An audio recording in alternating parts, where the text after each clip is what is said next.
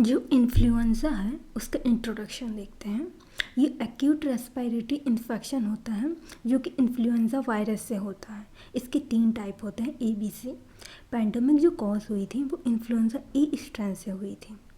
इसमें क्या कैरेक्टरिस्टिक देखने को मिलती है? Sudden onset of chill, malaise, fever, muscular pain and cough. Problem statement देखें तो अभी प्रेजेंट में 3 टाइप इन्फ्लुएंज़ा वायरस के 3 टाइप हैं। ए स्ट्रेन में आता है H1N1, ए में आता है H3N2 and B virus. New influenza virus जो था H5N1 वो हांगकांग में निकला था 1997 में। जो भी मोस्ट रिसेंट इन्फ्लुएंज़ा H1N1 है वो स्वाइन ओरिजिनेटेड है जो मैक्सिको में हुआ था 2009 में। जो पेंडेमिक कॉज किया था H1N1 2009 वायरस के नाम से भी जानते हैं इसे। एजेंट फैक्टर देखें तो इन्फ्लुएंज़ा वायरस जो होता है वो ऑर्थोमिक्सोविरिडी फैमिली से होता है। इसके 3 सब टाइप होते हैं ABC। Influenza A and B जो बहुत सारी एपिडेमिक के लिए रिस्पॉन्सिबल होते हैं। इन्फ्लुएंज़ा ए है उसके 2 एंटीजन होते हैं, haemagglutinin and neuraminidase. Haemagglutinin को H कहते हैं, न्यूरामिनिडेस एन एंटीजन। सब टाइप देखें तो 16H एंड 9N देखने को मिलते हैं, पर ह्यूमन में जो इन्फेक्ट करते हैं H1, H2 and H3 and N1 और N2 ही करते हैं। रिजर्वायर ऑफ इन्फेक्शन कहाँ पे स्टोर होता है इन्फेक्शन? एनिमल और बर्ड्स में देखने को मिलता है, swine, domestic, poultry, wild bird and swine. Source of infection में ये केसेस और सबक्लिनिकल केसेस होते हैं, वहाँ से इन्फेक्शन फैलता है। पीरियड ऑफ इन्फेक्टिविटी देखें तो 2 day before and 2 day after onset of symptom, मतलब सिम्टम आने के 2 दिन पहले और 2 दिन बाद व्यक्ति इन्फेक्ट कर सकता है किसी को। होस्ट फैक्टर देखें तो जो ओल्ड एज के होते हैं 65 ईयर ऑफ एज से ऊपर वाले, और चिल्ड्रन जो 18 मंथ से कम होते हैं। इम्यूनिटी देखें तो एंटीबॉडी अपीयर 7 डेज़ के अंदर हो जाती हैं अटैक आने के, मतलब कोई इन्फेक्ट हुआ तो उसकी 7 दिन के अंदर एंटीबॉडी आ जाती और सबसे हाई लेवल की एंटीबॉडी 2 वीक के अंदर रीच हो जाती हैं, और 12 मंथ के बाद वो व्यक्ति प्री इन्फेक्शियस लेवल में आ जाता है।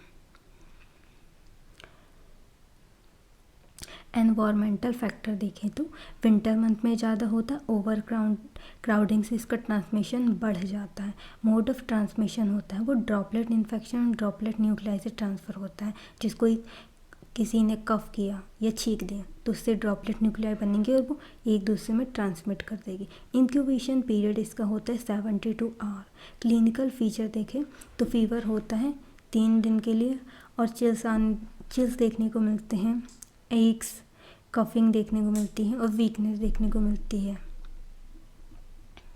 कॉम्प्लिकेशन में sinusitis, otitis media, bronchitis, pneumonia और री सिंड्रोम बहुत रेयरली मिलता है। री सिंड्रोम में क्या होता है? Fatty liver with encephalopathy.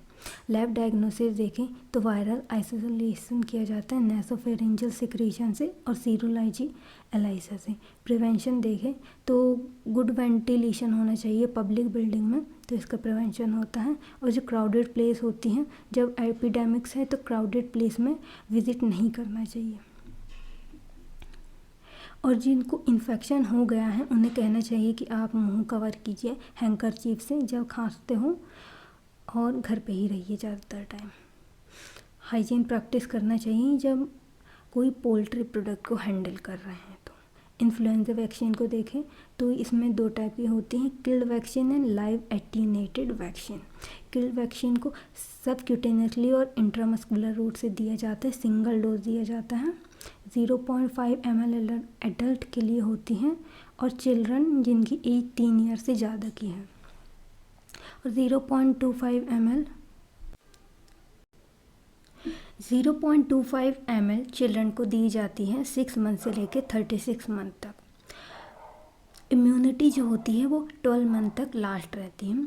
और दूसरी वैक्सीन है लाइव एटीनेटेड वैक्सीन, ये ट्राइवेलेंट वैक्सीन है, इसका सिंगल डोज दिया जाता है। ये इंट्रानेजल स्प्रे दी जाती है, इंडिविजुअल बिटवीन 2 से लेकर 49 ईयर की एज वाले को दिया जाता है। एंटीवायरल ड्रग इसमें 2 यूज़ करते हैं, ओसेल्टामिवीर एंड जानमिवीर। ओसेल्टामिवीर में क्या होता है 75 mg पर day for prophylaxis and 75 mg twice day for 5 day for therapy. और जानमिवीर में इनहेलेशन दिया जाता है 10 gram 2 time a day for therapy and once daily for prophylaxis.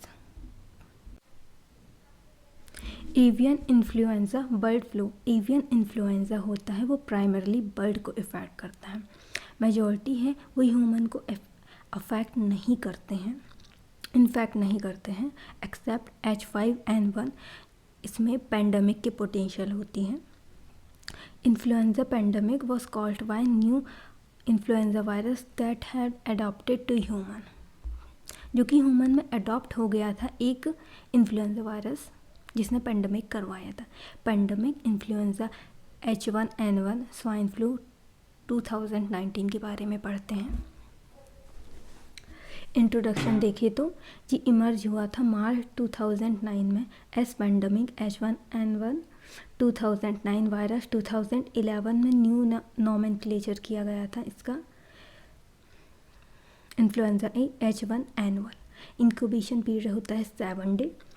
Clinical feature देखें तो इसमें 3 स्टेज दिखती है, uncomplicated influenza, complicated influenza, sign and symptom suggesting of progressive disease. Uncomplicated influenza में fever, cough, sore throat, rhinorrhoea, muscle pain, diarrhoea, vomiting देखने को मिलती।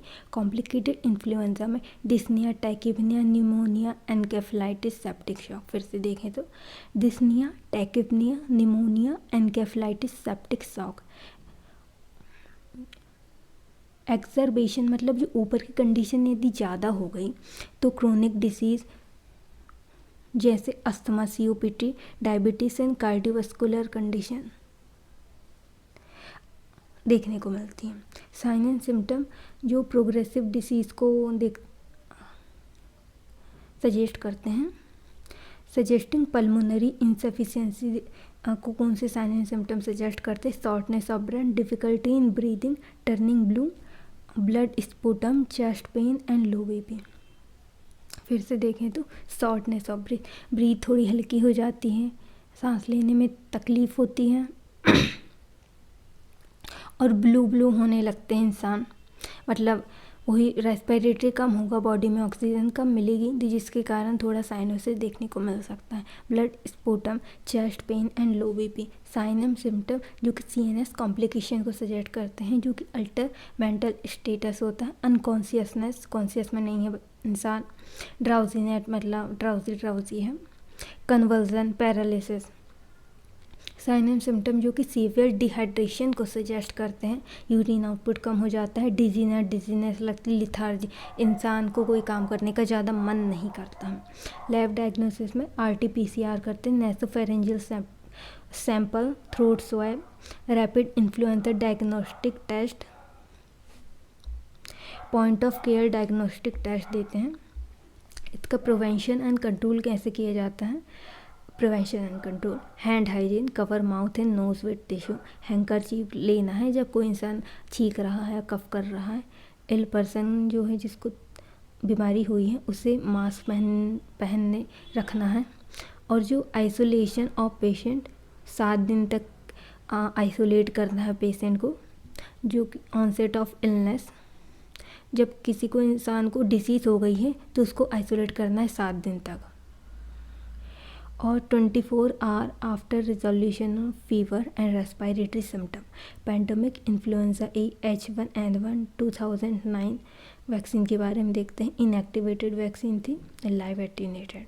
Inactivated में मोनोवैलेंट वैक्सीन जिसमें antigen A California 7 2009 H1N1 single dose दी जाती है, intramuscular, effective after 14 day of vaccination. और लाइव एटीनेटेड वैक्सीन थी, उससे नेज़ल स्प्रे दिया जाता है। ट्रीटमेंट में सिम्टोमेटिक ट्रीटमेंट देना है, एंटीवायरल ड्रग, ऑक्सीजन थेरेपी देना है, fluid replacement and supportive treatment. Antiviral treatment में वही देना ओसेल्टामिवीर एंड जानमिवीर। ओसेल्टामिवीर में ओरल देना है 75 mg twice day for 5 day. और ज़ानामिविर जो होती है indicated for adult and children, more than 5 साल से ऊपर वाले को ही देना है ज़ानामिविर। और 2 इन्हेलेशन देना है 12 डे 4 5 डे।